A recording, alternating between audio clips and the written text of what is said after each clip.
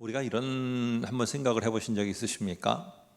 왜 도대체 이스라엘 백성은 가나안 땅에 들어가게 해주세요, 가나안 땅에 들어가게 해주세요, 이런 간구나 기도는 저희가 좀 잘 들어보지 못한 것 같아요.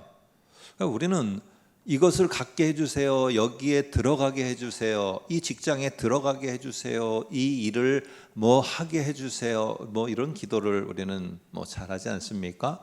그런데 이스라엘은 왜 가나안 땅에, 약속의 땅에 들어가게 해주세요, 약속의 땅에 들어가게 해주세요, 이런 거는 하지 않았다는 거죠. 그리고 하나님도 우리가 생각할 때는 이 약속의 땅에 들어가니 안 들어가니, 들어갈 것 같으니 못 들어갈 것 같으니 이러는 거는 별로 말씀하지 않고, 하나님이 말씀하실 때 약속의 땅인 가나안 땅에 들어가는 거는 항상 기정사실로 해놓고 그 다음에 말씀하셨다는 거죠.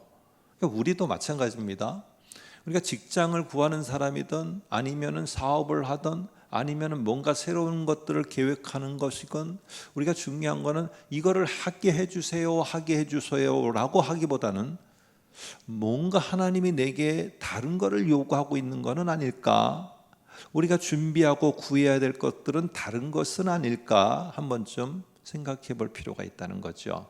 그래서 오늘도 27장도 역시 동일하게 26장과 마찬가지로 이스라엘 백성이 가나안 땅에 들어가게 되면은 너희가 행해야 될 세 가지를 말합니다. 그런데 이 세 가지의 내용이 뭐를 우리들에게 교훈하는지 벌써 답은 우리에게 정해져 있습니다. 그렇지만은 이 본문을 통해서 한번 생각을 해보겠습니다. 먼저 27장 2절과 4절까지를 보게 되면은 이렇게 말합니다. 너희가 요단을 건너 내 하나님 여호와께서 내게 주시는 땅에 들어가는 날에, 그러니까 요단 건너 가나안 땅에 들어가는 건 아직 들어가지도 않았는데, 이게 들어갈 건지 안 들어갈 건지가 문제가 아니라 이미 들어갈 거를 기정사실로 해놓고 있다는 거예요. 그러면 거기서 할 일이 뭐냐? 큰 돌을 세우고 석회를 바르라. 요단을 건넌 후에 이 율법의 모든 말씀을 그 위에 기록하라. 이렇게 있고, 그 다음에 요단을 건너거든 내가 오늘 너희에게 명하는 이 돌들을 에발산에 세우라. 자, 첫 번째 뭘 하라고 하느냐? 돌 기념비를 세워서 돌 기념비 위에다가 내가 한 이 명령의 말씀을 기록해 놓으라는 거예요. 자, 첫 번째 뭐예요? 돌비, 돌 기념비. 두 번째는 5절과 6절에 보니까 내 하나님 여호와를 위하여 제단 곧 돌을 쌓되 그것에 쇠 연장을 대지 말고 너는 다듬지 않은 돌로 여호와의 제단을 만들어 쌓아라. 두 번째, 제단 쌓기. 두 번째입니다. 세 번째, 그 위에 내 하나님 여호와께 제사를 드리는데 두 가지를 말합니다. 번제와 화목제. 자, 정리해 봅니다. 세 가지를 하나님이 하라고 합니다. 첫 번째, 돌 기념비, 말씀이 적힌 돌 기념비를 세우고, 두 번째, 제단을 쌓고, 세 번째, 제단 위에다가 번제와 화목제를 드려라. 자, 이거를 도대체 왜 이걸 하라고 그랬을까요? 새로운 땅에 들어가는데 우리로 말하면 앞으로 지금 어떤 세상이 펼쳐질지를 몰라서 뭘 준비해야 될지를 모르고 있는 우리에게 하나님은 뭘 준비하라고 말씀하실까요? 우리가 전에 살펴본 것처럼 중요한 일을 하기 전에, 내가 어떤 결정을 하기 전에 하나님은 우리에게 말씀으로 준비를 시킵니다. 그럴 때 우리는 무엇을 준비하는 게 과연 성공이라는 것이고 우리가 살아남을 수 있는 길이고, 오늘 이 신명기의 표현으로 하면은 저주가 아닌 복에 거하는 길인가, 오늘 저와 여러분이 생각해 보려고 합니다. 자, 먼저 이 돌 기념비와 제단을 쌓는 이 일을 언제 하라고 했는지에 대해서 주목해 볼 필요가 있어요. 언제, 시간대를 한번 생각해 보는 것, 시기를 생각해 보는 겁니다. 2절에서 4절까지 보면은 반복되는 단어가 있어요. 그게 바로 뭐냐 하면은 요단을 건넌 후라는 말이 반복됩니다. 한번 보세요. 요단을 건넌 후 하나님이 주시는 땅에 들어간 날. 그러니까 요단을 건넌다는 게 상당히 중요한 가르침으로다가 나타납니다. 자, 그러면 요단을 건넌다는 이 말을 왜 강조했느냐 하는 것입니다. 이 비슷한 사건이 있었죠. 이스라엘이 이집트를 나오게 되었을 때 홍해라는 장애물을 만나게 됩니다. 이 홍해라는 장애물을 만난 이후에 출애굽기 15, 16장에서 하나님을 찬양하게 되기까지 이 홍해가 갈라지고 건너가는 하나님의 놀라운 일하심과 하나님이 그들 속에서 역사하심을 보게 된 그 근원이 무엇이냐? 오늘 저와 여러분들은 이미 알고 있습니다. 하나님이 모세와 이스라엘에게 명령을 하셨어요. 그런데 이스라엘과 이 모세는 그 하나님의 명령 속에 일부만 순종하고 일부는 순종하지 않고가 아니라 전폭적으로 전부를 순종했습니다. 그 결과가 무엇이냐 하면은 바로 홍해를 건너서 장애물을 넘어 갈 수 있었던 거예요. 그런데 이 홍해를 건넌 다음에 이스라엘 사이 속에서 여러 가지로다가 문제 속에 불평이 나옵니다. 이런 불평 저런 불평. 불평이 나온다는 말은 무엇이냐면은 순종이 없어졌다는 거겠죠. 그러니까 하나님이 그들을 어디로다가 들여보내느냐? 광야라는 곳으로 들여보냅니다. 여러분, 우리는 잘 생각해야 됩니다. 저도 여러분도 광야에 머무는 시간이 있을 때가 있어요. 아니, 전에 과거에 있었던 때가 있고 앞으로도 있을지 모르겠어요. 그때 우리는 이스라엘이 광야에 들어가게 된 것은 무엇이냐? 불순종으로 인해서라고 우리는 항상 이렇게 토를 답니다. 불순종으로 인해서라는 말은 무슨 말이냐? 하나님이 불순종한 이스라엘을 징벌하셨기에 광야로 들어갔다. 그러면 내가 지금 광야의 시간을 보내고 있는 것은 하나님께 징벌을 받아서 그러면 광야의 시간을 우리 모두는 보내고 있느냐? 여러분, 광야를 징벌의 시간이 아니라 하나님의 더 중요한 목적은 뭐냐 하면은요, 순종의 훈련 시간입니다. 훈련 시간. 그래서 이 광야로 갔을 때 거기에서 내가 불평을 또 하는 게 아니고 그냥 광야에서 버티는 것만 하는 게 아니라 우리가 해야 될 건 무엇이냐 하면은 바로 순종하는 것을 배워가는 겁니다. 하나하나 매일매일 하나님이 오늘은 나에게 이 아침에 아침 이슬과 같은 주의 말씀으로 뭘 순종하라고 명하시는가? 그걸 하나하나 하다 보면은 어느 순간인가 내가 머문 곳이 광야가 아닌 바로 하나님이 동행하는 새로운 길을 가고 있는 것을 보게 됩니다. 여러분, 광야는요, 징벌의 장소가 아니라 순종을 깨닫고 순종을 배워가는 장소입니다. 그래서 거기에 철저하게 순종을 배워가면은 그 다음에 하나님의 새로운 역사가 있어요. 여러분, 요단을 건넌 후라는 말을 반복하는 것도 동일합니다. 여호수아 3장 8절을 한번 화면을 통해서 볼까요? 이렇게 말합니다. 너희가 요단 물가에 이르거든 요단에 들어서라 라고 하나님이 여호수아에게 명령을 줍니다. 여호수아는 이스라엘 백성에게 너희가 들어가라, 특별히 이 언약궤, 하나님의 궤를 맨 제사장이 먼저 들어가라 라고 명령을 줍니다. 그랬을 때 이 명령을 받은 이스라엘은 어떻게 하느냐?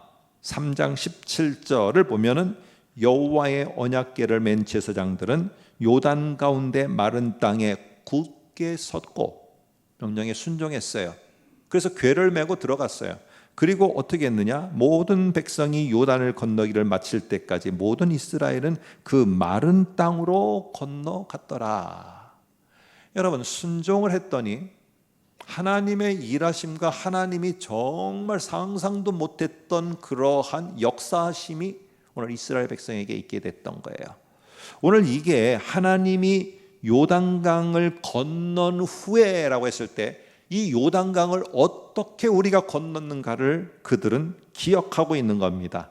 하나님의 말씀에 대한 전폭적인 순종, 일부 순종이 아니라 전적인 순종, 내가 이해하는 것만 순종이 아니라 이해 못하는 것도 순종, 전부를 순종이 하나님의 놀라운 은혜와 능력을 맛보게 했고 하나님의 위대한 역사하심의 현장에 동참하게 했습니다. 야, 그럼 우리가 요단강을 어떻게 건넜지? 우리가 한 게 있었던가? 아니다. 우리는 하나님의 명령에 순종해서 발을 물로 내디뎠을 뿐이다. 그러면 우리가 발을 내딛는 이 가나안 땅에서 우리는 어떻게 하는 게 우리가 살 수 있는 길이지? 하나님이 하라 하는 그 명령에 토달지 말고 일부만 말고 전부를 순종하는 게 우리가 살 길이다. 혹시 우리도 우리의 자식들도 그것을 잊어버린다면은 그때 깨닫도록 바로 이 돌비에 하나님의 말씀을 새겨서 이거를 잘 볼 때마다 우리가 돌아가야 될 길이 어떤 것이구나. 순종의 길이구나. 이거를 알 수 있도록 돌비를 세우도록 했습니다. 그래서 요단강을 건넌 이것이 어떻게 건넜는가? 우리는 그런 앞으로 나아갈 때 어떻게 해야 되는가를 잊어버리지 않도록 하는 게 돌비의 목적이에요. 어떻게? 답은요, 하나님의 명령의 일부 순종이 아닌 전부 순종입니다. 전부 순종. 여러분, 이것을 일부만 이렇게 하고 일부는 안 하고 그게 아니라 전부입니다. 자, 그 다음에 두 번째 생각할 거는요, 이 돌비와 제단을 세우라고 한 장소가 어딘지 우리는 주목해 볼 필요가 있어요. 4절을 보시면은 이렇게 말합니다. 너희가 요단을 건너거든 내가 오늘 너희에게 명령하는 이 돌들을 어디에 세우느냐? 에발산에 세우라고 말합니다. 에발산.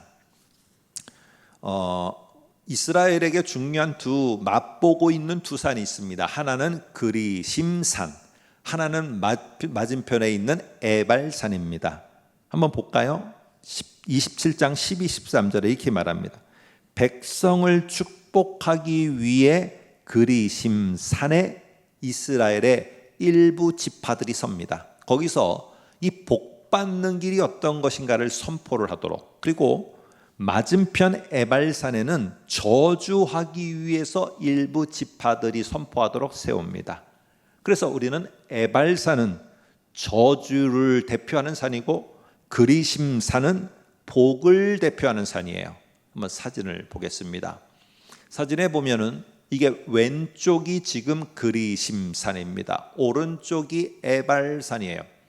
딱 마주보고 있죠. 그러니까 마주보면서 저기 가운데 길이 지금 현대판 사진이지만은 사람들은, 이스라엘 백성들은 어느 산에 내가 머물 것인가 이 결단을 하는 거예요.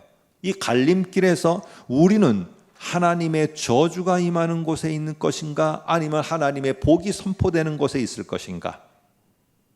27장 26절을 보면은요, 이 율법의 말씀을 실행하지 아니하는 자는 어떻게 되느냐? 그들은 자기들이 스스로 어디를 향해서 가고 있느냐? 에발산을 향해서 가고 있는 거예요. 저주가 임하는 곳으로. 그러나 28장 2절에 보면은 네가 내 하나님 여호와의 말씀을 경청하고 순종하면은 이 모든 복이 내게 임하여 내게 이르니니. 그리심산입니다. 자, 그러면 복과 저주가 갈리는 이 가장 중요한 기준은 뭐냐? 내가 새로운 땅에서 살냐 죽느냐, 아니면 복된 삶을 사느냐, 정말로 어렵고 꼬이고 힘든 삶을 사느냐. 기준은 뭐냐? 경청과 순종입니다. 이 말을 듣고 내가 잘 순종하는 것이 앞으로 너희가 어떤 세상이 펼치든 너희들에게 정말로 복된 삶이 될 것이다 라고 말합니다. 자, 하나님은요, 그 가나안 땅이 이러니 저러니 현상이 이렇고 저렇고 무슨 세계가 펼쳐지고 앞으로 어떤 모습들이 나타나고 거기에 어떤 구차하게 말씀하지 않는다는 거예요.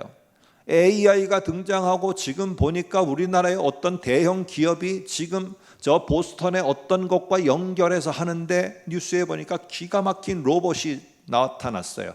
그리고 곧바로 이제 자동차 산업의 이 로봇팔이 아니라 완전 휴먼처럼 된 로봇이 직접 공장에서 모든 것들을 한다니까. 이것에 대해서 사람들은 지금 반대가 많습니다. 우리의 일자리는 어떻게 되는가? 어제 뉴스에 나온 얘기입니다. 고민이 많은 것이에요. 그런데 너무 빨리 1년 지나가요. 그래서 작년에는 여기에 선이 이렇게 다 보이는 로봇이 등장하고 소개됐는데 이제는 요번에 소개된 로봇은 선이 안 보입니다. 선이 안 보여. 말 그대로 영화에 나오는 그대로 사람 모양을 한 로봇이에요. 막 자유자재로 막 360도 다 돌립니다. 고개도 돌리고 몸도 다 돌리고 이렇고 이런 세상. 그런데 그렇다 저렇다 하나님은요, 가나안을 향해 가는 이스라엘에게도 말하지 않았어요. 딱 하나만 말씀. 그런 세상이 어떤 세상이든지 간에 너희가 중요한 것은 바로 이 복과 저주가 결정되는 것은 경청과 순종이 있느냐, 이것이다. 그런데 사람은요, 처음에는 그러다가 안 해요. 여러분, 초심으로 돌아가라는 말을 하죠. 초심. 이 초심이라는 말 속에, 초심에는요 순종이 있습니다.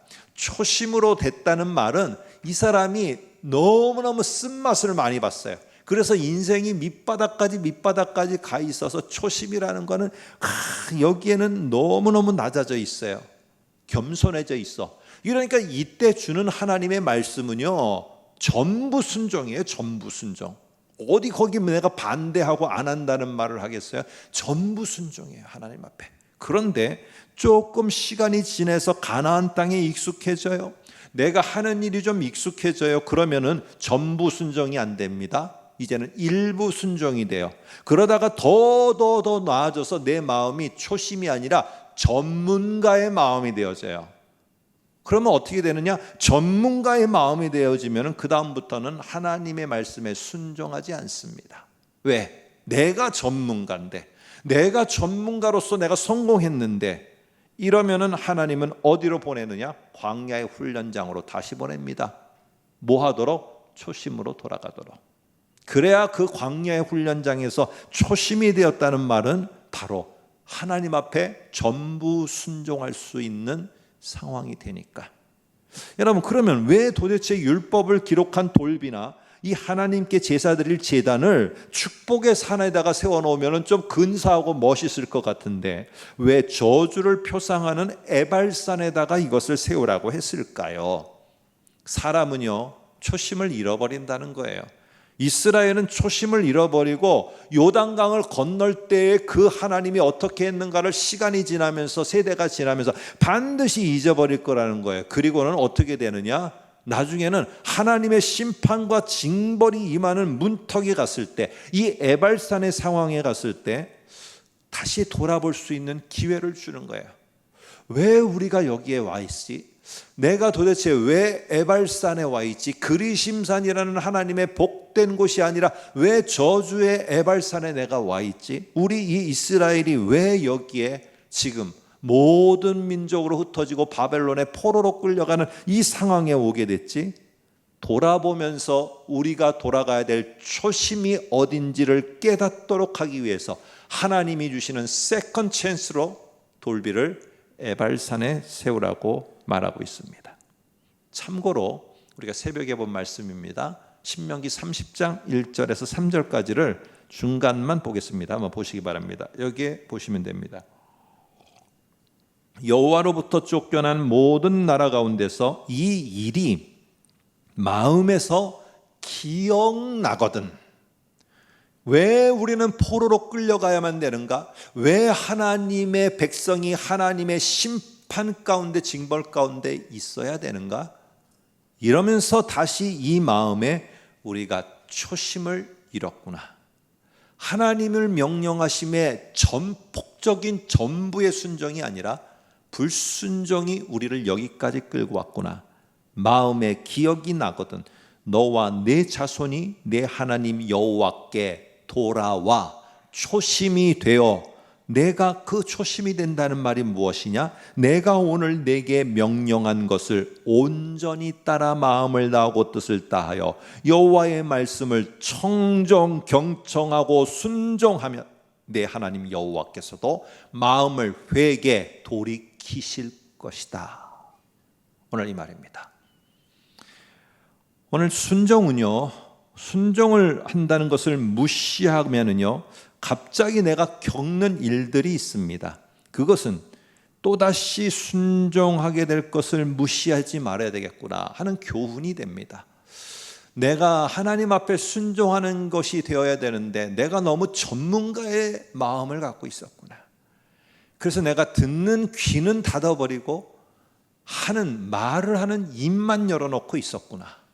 나는 너무 전문가가 돼서 이렇게 저렇게 하나님 앞에 듣고 순종하는 것은 없었구나 하는 것을 배우게 되어집니다. 제가 이번 주에 읽은 책 가운데 저에게 머릿속에 꽉 박히도록 한 그 저자의 비유 얘기를 하나 해드릴까 합니다. 늑대와 여우와 그리고 곰이 사냥을 했습니다. 그리고 사냥감을 갖다가 하나씩 다 잡아왔습니다. 그랬더니 곰이 늑대에게 묻습니다. 늑대야, 우리가 이 사냥감을 어떻게 나누면 좋겠냐 했더니 늑대는 당연하다는 듯이 우리 각자가 잡은 대로 하나씩 가져가면 될 것 같습니다, 곰님, 이렇게 했어요. 그랬더니 곰이 어떻게 했게요? 늑대를 죽여버렸습니다. 자, 그리고는 이제 여우한테 묻습니다. 여우야, 늑대가 죽어서 우리 사냥감은 3개가 남았는데, 획득한 것이 3개 있는데 이거를 어떻게 나누면 좋겠느냐? 여우한테 물었어요. 제가 거기까지만 읽고 저는 어떻게 대답할까? 여우는 뭐라고 대답할까 하는데 저는 이렇게 대답할 것 같아요. 저는요, 제 것만 가져갈 테니까 늑대 죽었으니까 저 늑대 거를 반으로 나눠, 저는 그렇게 안 하겠습니다. 곰님이 2개 가져가세요. 이렇게 말했으면 여우는 살았을까요? 죽었을까요? 죽었죠. 여우가 뭐라고 같아? 여우가 참 여우 같아. 뭐라고 말했느냐? 늑대 것도 곰님 것도 곰님 것이요, 늑대 것도 곰님 것이요, 제 것도 곰님 것입니다, 이렇게 말했어요. 그랬더니 늑대가 곰이 여우한테 물었답니다. 너는 어떻게 그렇게 하려고 결정했느냐? 늑대 때문입니다. 늑대가 죽은 걸 보고 배운 거예요. 이렇게 했다가는 나도 죽는다. 오늘 똑같습니다. 내가 왜 이렇게 됐는가 배우라는 거예요. 왜 이렇게 됐는가? 순종하지 않아서. 그런데도 또 순종 안 해요? 그건 여우만도 못한 거죠. 여러분, 그 다음에 제단과 번제단, 화목제가 말하는데 제단은요, 쇠 연장으로 다듬지 않은 자연 그대로의 돌로다가 쌓아 올려야 돼요. 왜 그러느냐? 제단은요, 잘 가꾸어 놓으면 훗날에 하나님보다, 하나님 말씀보다 더 신성시돼서 제단에 갖다 제물만 얹어 놓으면 뭐든지 다 복받고 형통하고 잘 되는 줄 알아. 그러다 보니까 꾸며진 제단보다는 사소한 하나님의 말씀 순종이 복과 저주를 가르는 기준이 된다는 걸 잊어버려요. 제단 앞에만 나왔다 가면은 내가 복받는 줄 알아요. 아니에요. 그렇게 될까 봐 하나님은 언제 무너져도 없어져도 되는 자연 그대로의 제단을 요구합니다. 27장 6절에 보면 다듬지 않은 돌이라고 되어 있는데 좀 더 정확한 표현은 자연 그대로의 돌이에요. 우리가 여기서 한번 이런 말들을 많이 하죠. 하나님께 드릴 예물의 특징을 표현하는 말들인데 한번 보세요. 멍에를 매지 않은 소, 흠 없는 짐승, 첫 새끼, 첫 열매. 여기에 보면은 다 순결하다는 것이 있지만은 그보다 더 중요한 게 있어요. 멍에를 매지 않은 것, 사람 손이 타지 않은 것이에요.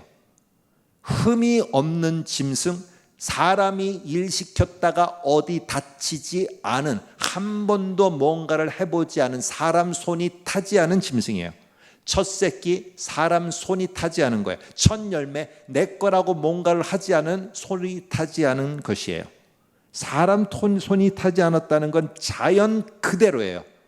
여러분, 자연 그대로라는 말에는 하나님이 명령하신 것에 인위적인 것을 끼워 넣거나 인위적으로 일부를 삭제해버리는 게 아니에요. 내가 이해되는 것만 순종, 이해 안 되는 거는 삭제하는 거 아니에요. 자연 그대로라는 말에는 하나님이 주신 그대로예요. 하나님이 주신 그대로.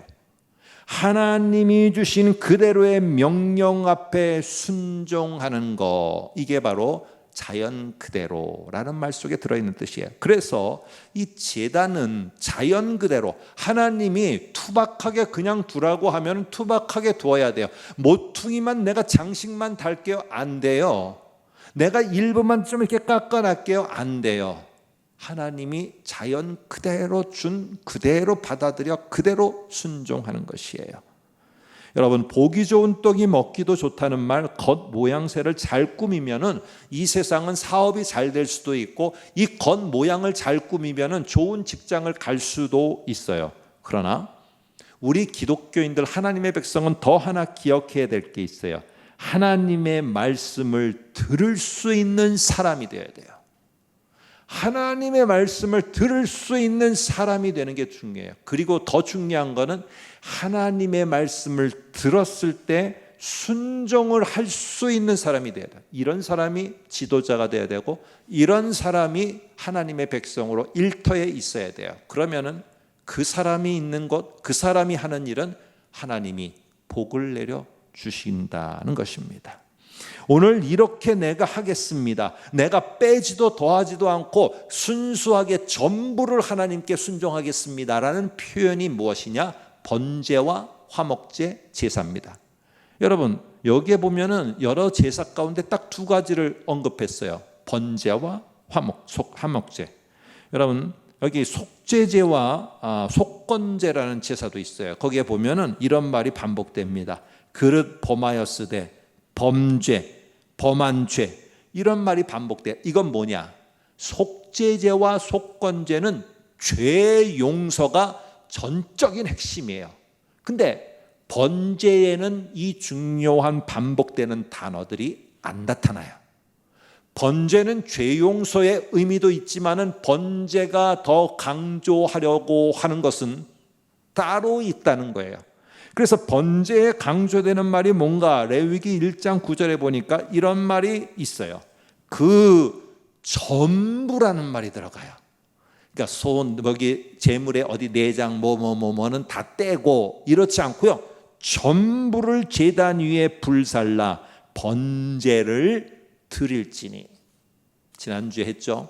드림이라는 말에는 감사만 있는 게 아니에요. 거기에는 내가 순종하겠다는 결단의 표식이라고 말씀드렸어요. 그래서 이 번제물로 드리는 것의 중요한 거 무엇이냐? 불살라 없앤다라고 우리 성경에 되어 있지 않고 불태워 드린다라고 되어 있어요. 그러면서 전부를 불태워 드린대요. 이 말은 드림이라는 것 속에 내가 하나님이 순종합니다, 내가 순종하고 있음에 대한 표현입니다 라고 하는데, 이 전부라는 말이 들어감을 통하여서 어떻게 되느냐? 나의 하나님을 향한 순종은 전적인 온전한 전부의 순종입니다. 제가 끼워 넣거나 빼거나 내 생각을 집어넣거나 내 생각대로 하거나 그리하지 않겠습니다 라는 표현이 뭐냐? 번제입니다. 자, 이제 예수님의 번제물 되심에 대해서 한번 볼까요? 빌립보서 2장 8절에서 사람의 모양으로 나타나사 자기를 낮추시고 죽기까지 복종하셨으니 곧 십자가에 죽으심이라. 십자가의 죽으심이라는 것은 번제물이 되어서 십자가에 자신을 내어주셨는데, 이 내어주심은 순종의 표현이었고, 이 내어주실 때 일부만 내어주신 게 아니라 예수님의 전부를 내어줬다는 거예요. 전부를. 그래서 번제물이 되신 예수님은 전부를 내어주신 예수님이라는 게 강조돼요. 근데 전부를 내어줬다는 것의 의미는 무엇이냐? 하나님 앞에 철저하게 복종하셨다는 거예요. 여러분, 화목제가 뭐냐? 화목제를 드리는 것은 서원과 관련이 있습니다. 잠언 7장 14절에 보면은 내가 화목제를 드려 서원하는 것을 오늘 갚았노라 라고 이렇게 말하는데, 여기에 서원이라는 말을 자꾸 우리는 조건으로다가 생각해요. 하나님, 내가 하나님 앞에 이렇게 할 테니까 하나님도 나한테 이렇게 해주세요. 이런 조건을 서원이라고 우리는 오해를 합니다. 그런데 원어적으로 보면 서원하다라는 말의 뜻은 하나님의 계획이 성취되도록 화목제가 순종하겠습니다. 오늘 갚았노라 할 때 그 순종을 나는 실천했습니다. 화목제란 속죄의 은혜를 받은 자가 하나님을 향해서 하나님의 명령 앞에 순종을 결단하는 것, 이게 화목제가 가지고 있는 중요한 의미입니다. 자, 이제는 그러면 화목제물이 되신 예수님 통해서 강조되는 게 뭘까요? 로마서 5장 11절을 한번 화면을 통해서 보겠습니다. 그뿐 아니라 이제 우리로 화목하게 하신 우리 주 예수 그리스도로 말미암아 하나님 앞에서 즐거워하니라. 하나님과 그의 백성인 우리 사이에 죄로 막혔던 것들이 헐어지고 다시 하나님과 우리 사이가 화목하게 하는 거, 되는 거 하나님의 뜻이에요. 이 하나님의 뜻을 이루어 드리기 위해서 예수님은 화목 제물이 되셨어요. 이 화목 제물이 되어서 화목제가 드려짐을 통한 것을 오늘 뒤에서 로마서 19절에서 5장 19절에서 말하는데 이럽니다. 그러므로 한 사람이 순종하지 아니함으로 많은 사람이 죄인 된 것 같이 한 사람이 순종하심으로 많은 사람이 의인이 되니라. 화목제를 통해서 결국 강조되는 건 무엇이냐? 순종함의 표현이에요. 순종함의 표현. 결국에 우리는 돌비를 통해서 불순종한 우리의 자신을 돌아보며 제단을 통해서 우리는 하나님 앞에 더하지도 빼지도 않은 전적인 순종을 결단하며 화목제와 번제를 통해서 전폭적인 온전한 순종을 표현하게 되어지는 것이 바로 새로운 땅이 어떤 땅이든 무슨 현상이 있든 우리가 살 수 있는 복된 길인 걸 말합니다. 여러분, 나의 입은 좀 더 닫고 전문가의 마음으로 자꾸 입을 열려고 하지 말고 전문가보다는 초심이 되어서 귀를 열게 되면은 하나님이 매일매일 주시는 음성과 말씀이 들리게 됩니다. 그리고 그 말씀이 들리면은 사소한 말씀과 명령도 순종을 하게 됩니다. 그리고 그 순종을 하게 되면은 사소한 것에라도 순종을 할 때 매일매일은 정말 똑같은 반복되는 일상도 Amazing Grace, 주의 놀라운 은혜의 날이 되어집니다. 오늘 이걸 하면서 나 같은 죄인 살리신 주은의 놀라와 이 찬송을 한번 영어 원문대로 한번 보자 해서 보다가 2절이 저한테 은혜가 됐어요. 1절도 2절도 3절도 계속 은혜입니다. 그런데 2절이 좀 더 은혜가 됐어요. 그래서 이 영어 그대로 해석해 놓은 것을 한번 여러분께 소개합니다. 내 마음이 알 수 있도록 가르쳐주고 깨우쳐준 놀라운 주의 은혜, 나의 두려움이 밀려올 때 그 두려움을 물리쳐준 그 놀라운 주의 은혜, 내게 임한 그 놀라운 주의 은혜가 얼마나 귀하고 얼마나 소중하단 말인가. 내가 처음 믿었던 그 순간에 내게 밀려왔던 그 놀라운 주의 은혜, 이게 2절의 가사입니다. 한번 여러분도 인터넷 찾으면 볼 수 있으니까 원문 그대로 한번 보시기를 소망합니다. 우리 모두 순종의 능력을 경험하는 이번 한 주간 되시기를 소망합니다.